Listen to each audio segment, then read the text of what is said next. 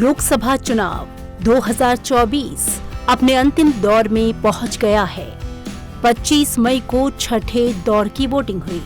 इसमें दिल्ली समेत 8 राज्यों और केंद्र शासित प्रदेशों की 58 सीटों पर मतदान का काम पूरा हो गया। दिल्ली में राष्ट्रपति द्रौपदी मुर्मू ने राष्ट्रपति भवन परिसर में स्थित डॉक्टर राजेंद्र प्रसाद केंद्रीय विद्यालय के मतदान केंद्र पर अपना वोट डाला। उपराष्ट्रपति ने मतदाताओं की कतार में लगकर आम नागरिक की तरह वोटिंग की। ये एक पिंक बूथ है जिसका प्रबंधन महिलाओं की ओर से किया गया। उपराष्ट्रपति जगदीप धनखड़ और उनकी पत्नी डॉक्टर सुदेश धनखड़ ने 2024 के लोकसभा चुनाव में आज नई दिल्ली के नॉर्थ एवेन्यू स्थित मतदान केंद्र पर मतदान किया। वोट डालने के बाद उपराष्ट्रपति धनखड़ ने कहा, लोकतंत्र के इस महापर्व में मतदान करना हमारा दायित्व भी है और ताकत भी। भारत का चुनाव दुनिया के लिए अजूबा है। कितनी संख्या में लोग मत करते हैं। मताधिकार दायित्व भी है, ताकत भी है। भारत विश्व का सबसे ज्वलंत, सक्रिय, प्रभावी लोकतंत्र है। दुनिया के लिए एक मिसाल है। झारखंड के रांची में मतदान करने के बाद राज्यसभा के उपसभापति हरिवंश ने कहा कि ये लोकतंत्र का सबसे पावन अवसर है। लोग अपने मतों से शासन में कौन रहेगा उसका भविष्य तय करते हैं। हमें मतदान करना चाहिए और मतदान के द्वारा अपने प्रतिनिधि का चयन करना चाहिए। मतदान लोकतंत्र में हर एक का पुनीत धर्म और कर्म दोनों है, क्योंकि मतदान के द्वारा ही लोकतंत्र में हम अपने कौन हमारी नीतियों को तय करेगा, कौन सरकार और सत्ता में रहेगा, कौन हमारा प्रतिनिधित्व करेगा, कौन हमारी बुनियादी समस्याओं को दूर करने की क्षमता रखता है, उसको चुनने का अधिकार हम पाते हैं। इसलिए मैं बार बार ये कहता हूँ कि ये लोकतंत्र में हर एक को वोट देना उसका पावन धर्म है। अगर हम यह अपेक्षा करते हैं कि हमारी स्थिति और बेहतर हो, समाज की सरकार और बेहतर ढंग से काम करे, अच्छी नीतियां आए, तो ये हमारा फर्ज है कि हम वोट करें।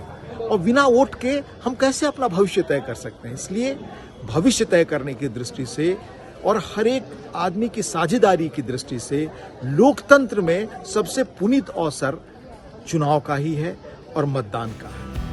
पूर्व राष्ट्रपति रामनाथ कोविंद ने दिल्ली के एक मतदान केंद्र पर अपना वोट डाला। मतदान करने के बाद पूर्व राष्ट्रपति रामनाथ कोविंद ने कहा कि वो चाहते हैं कि लोकतंत्र की मजबूती के लिए, विकसित भारत के लिए हर देशवासी अपने मत का प्रयोग करे। देखिए, दुनिया के सबसे बड़े लोकतांत्रिक देश होने पर हम सबको गर्व है और इसलिए मैं चाहता हूं कि लोकतंत्र की मजबूती के लिए, विकसित भारत के लिए हर देशवासी अपने मत का प्रयोग करे। मुख्य चुनाव आयुक्त राजीव कुमार ने दिल्ली के एक मतदान केंद्र पर अपने परिवार के साथ वोट डाला। वोट डालने के बाद उन्होंने कहा कि उनके परिवार की 3 पीढ़ी ने आज एक साथ मतदान किया। हर वोटर को वोट जरूर डालना चाहिए। देखिए, आज 6th फेज का चुनाव है और पूरी कंट्री में लोग बड़े उत्साह से इस चुनाव को भाग ले रहे हैं जी सर। और हर बूथ पे हमारे अफसर्स ने बहुत तैयारी की। आप देख रहे होंगे, यहाँ भी और जगह भी गए होंगे। और ये तो दिल्ली है, दिल्ली के बाहर भी बहुत तैयारी की है, यानी शामियाने भी लगाए हैं, सजाया भी है, सेल्फी पॉइंट्स बनाए हैं, ORS रखा है, वाटर रखा है। गर्मी है तो सब चीज़ का इंतजाम भी किया। लोगों को बड़ी से बड़ी संख्या में आके और मतदान में हिस्सा लेना चाहिए। This is a festival of democracy in which everybody must participate. और जब लोग पार्टिसिपेट करेंगे तभी अपने भविष्य के बारे में अपना निर्णय अपने से लेने के लिए सरकार बनाएंगे। तो हमारी अपील है, सबसे गुजारिश है that every voter must come out, every youth must come out. अभी तो टाइम है। आज हम दिल्ली के सभी वोटर्स को, पूरी कंट्री के वोटर्स को मैसेज भी भिजवा रहे हैं लगातार। आप सबको भी मिले होंगे, व्हाट्सएप पे भी मिला होगा, उसमें अच्छी सी एक फ़ोटो भी मिली होगी, रील भी मिली होगी। ये भी पहली बार हुआ है और 3-4 बार भिजवाएंगे दिन में। सबसे अपील करिए, हमारी तरफ से ज़रूर आएँ और अच्छी बात लोगों को दिखाइए, कितने बुजुर्ग लोग आ रहे हैं। और मेरे लिए तो बहुत हैप्पी डे है, बिकॉज मैं अपने फादर के साथ आया हूँ जो 95 ईयर्स के हैं। केरल के गवर्नर आरिफ मोहम्मद खान ने नई दिल्ली संसदीय क्षेत्र के हौज खास एनक्लेव के MCD स्कूल में मतदान किया। मतदान करने के बाद आरिफ मोहम्मद खान ने कहा कि ये देश जितनी हम आशा कर रहे हैं उससे बड़ी विश्व की ताकत बनकर उभरेगा। Chief of defence staff general Anil Chauhan, उनकी पत्नी अनुपमा चौहान ने लोकसभा चुनाव 2024 के लिए दिल्ली के एक मतदान केंद्र पर अपना वोट डाला। बाद में उन्होंने कहा कि उन्होंने अपने लोकतांत्रिक अधिकार का प्रयोग किया और वो चाहते हैं कि सभी नागरिक भी ऐसा ही करें। छठे चरण की सीटों के लिए हुए मतदान में कई केंद्रीय मंत्रियों, विभिन्न दलों के नेताओं, उम्मीदवारों और जाने माने हस्तियों ने अपने मताधिकार का प्रयोग किया और मतदाताओं से बढ़ चढ़कर लोकतंत्र के इस पर्व में हिस्सा लेने की अपील की।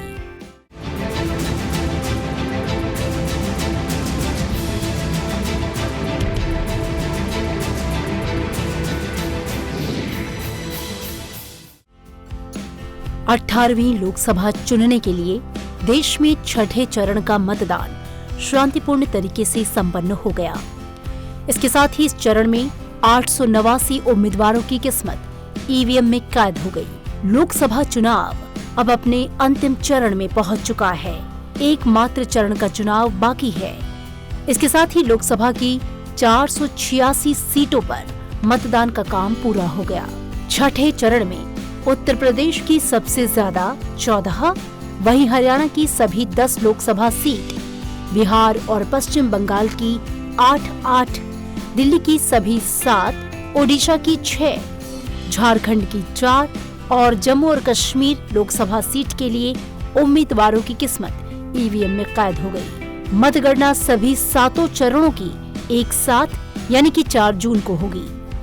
अगर इस चरण की सीटों के समग्र नतीजों को देखें तो 2019 के लोकसभा चुनाव में बीजेपी को 58 में से 40 सीटों पर कामयाबी मिली थी। इस छठे चरण के दौरान एक ही दिन 2 राज्यों में चुनाव के लिए मतदान संपन्न हो गए। उत्तर प्रदेश में लोकसभा चुनाव के छठवें चरण के लिए कुल 14 लोकसभा क्षेत्रों में वोटिंग हुई।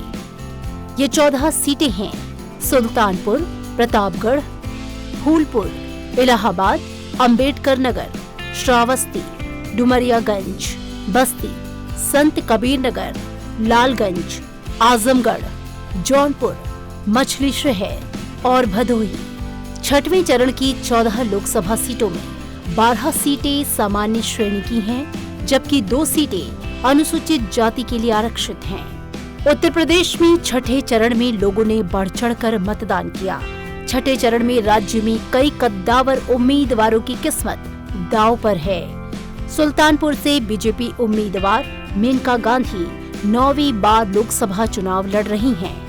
उनका मुकाबला समाजवादी पार्टी के रामभुआल निषाद और बहुजन समाज पार्टी के उदय राज वर्मा से है। जौनपुर से बीजेपी के कृपा शंकर सिंह का मुकाबला समाजवादी पार्टी के उम्मीदवार बाबू सिंह कुशवाहा से है और मौजूदा सांसद बीएसपी के श्याम सिंह यादव से है। राज्य में छठवें चरण के 14 लोकसभा निर्वाचन क्षेत्रों में 2.69 करोड़ मतदाता पंजीकृत रहे, जिनमें 1.42 करोड़ पुरुष मतदाता, 1.27 करोड़ महिला मतदाता हैं। इन निर्वाचन क्षेत्रों में कुल 17,113 मतदान केंद्र और 28,171 पोलिंग बूथ पर वोटिंग की गई। वहीं हरियाणा की बात करें तो यहां एक ही चरण में लोकसभा की सभी 10 सीटों के लिए मतदान का काम संपन्न हुआ। जिन लोकसभा सीटों पर वोटिंग हुई उनमें अंबाला, करनाल, सोनीपत, रोहतक, सिरसा, कुरुक्षेत्र, फरीदाबाद, गुड़गांव, भिवानी, महेंद्रगढ़ और हिसार की सीटें शामिल हैं। दिल्ली से सटे हरियाणा में करीब 1 करोड़ 95 लाख मतदाता पंजीकृत हैं। इन 10 सीटों पर कुल 223 उम्मीदवार चुनावी मैदान में हैं। इस बार हरियाणा में परिस्थितियां कुछ अलग हैं। कांग्रेस और आम आदमी पार्टी गठबंधन में चुनाव लड़ रही है। छठे चरण में जिन चर्चित और दिग्गज चेहरों की किस्मत दांव पर लगी है। उसमें राज्य के पूर्व मुख्यमंत्री मनोहर लाल शामिल हैं। मनोहर लाल खट्टर करनाल लोकसभा सीट से अपनी किस्मत आजमा रहे हैं। वहीं सिरसा से कांग्रेस की दिग्गज नेता शैलजा चुनाव मैदान में हैं। वहीं गुरुग्राम से बीजेपी उम्मीदवार और केंद्रीय मंत्री राव इंद्रजीत सिंह का मुकाबला कांग्रेस की राज बब्बर से है। पिछली बार के हरियाणा लोकसभा चुनाव में सभी 10 की 10 सीटों पर बीजेपी ने जीत का परचम लहराया था। लोकसभा चुनाव के छठे चरण में बिहार के 8 संसदीय सीटों पर भी मतदान का काम पूरा हुआ।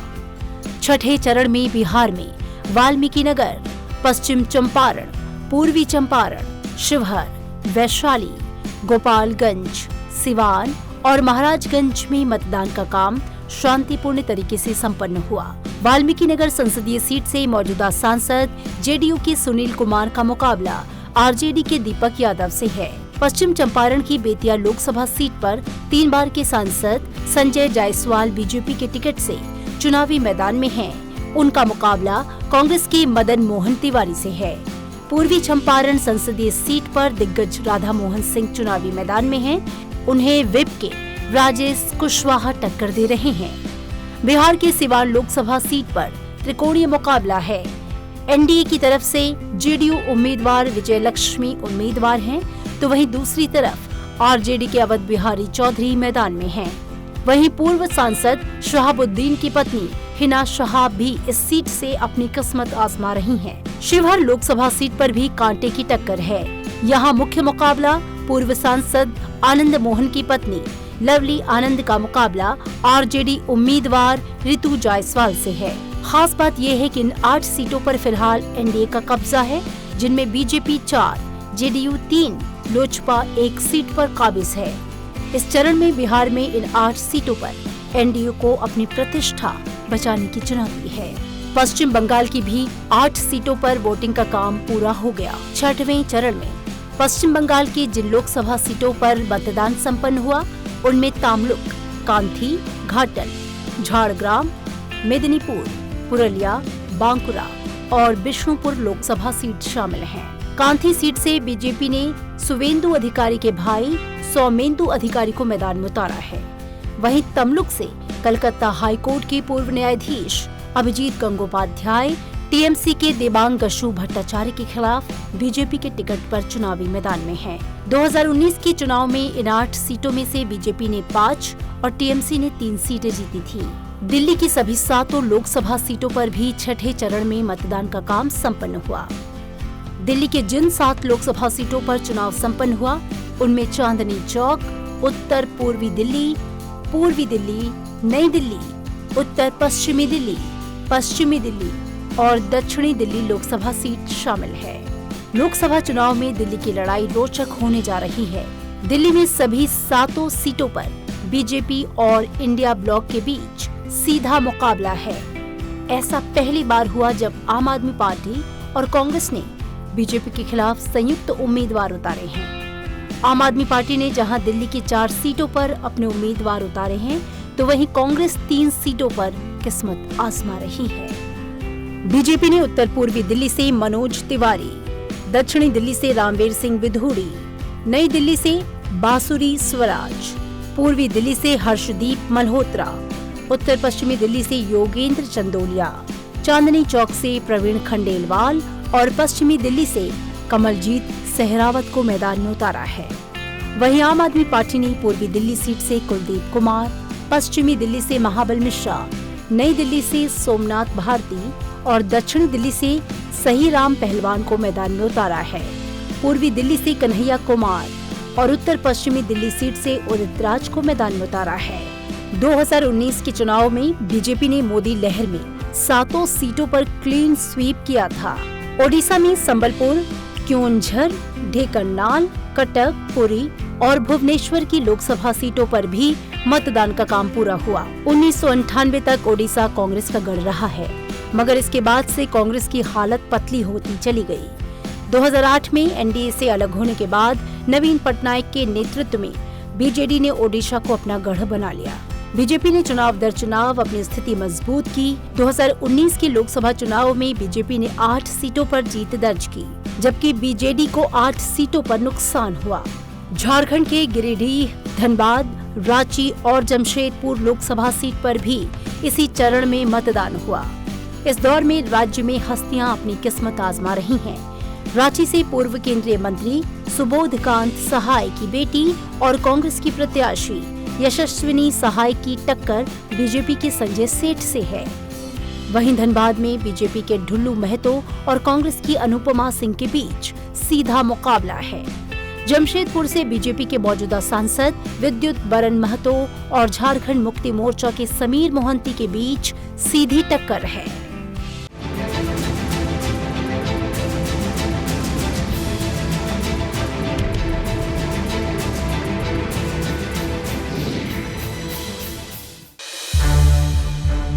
संसद टीवी के और भी प्रोग्राम्स देखने के लिए सब्सक्राइब करें हमारा YouTube चैनल और हाँ, इन्हें लाइक और शेयर करना ना भूलें।